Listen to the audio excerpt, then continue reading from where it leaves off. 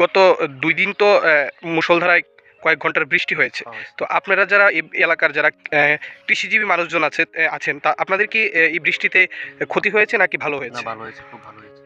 কি বলবেন এই বৃষ্টি হওয়াতে আপনাদের কিভাবে উপকৃত হয়েছেন আপনারা? সব দিকে উপকৃত হয়েছে। গাছের লাগেও ভালো হয়েছে, ফলনের লাগেও ভালো হয়েছে।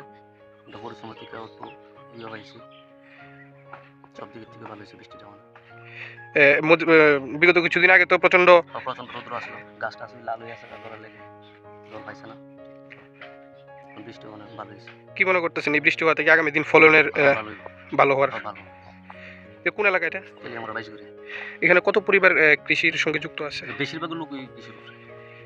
প্রায় ৩০০-৩৫০ পরিবার আছে, বেশিরভাগই কৃষি করে। তো কি এবছর কি ফলন আপনারা মূলত ফলিয়েছেন? আমি ঝিঙ্গা লাগাইছি, বেগুন লাগাইছি, কাঁকরোল লাগাইছি। তো এভাবে আপনাদের এখানে জলসেচের ব্যবস্থাপনা? জলসেচের ব্যবস্থা আছে, ওইটুকু দিয়ে আমরা এটি তুলতে আমরা এটি উঁচা তো এই জন্য আমরা এটি তুলি। তো তাই বৃষ্টি হওয়াতে আপনাদের? ভালো হয়েছে। আপনার নাম? আমার নাম অভিজিৎ।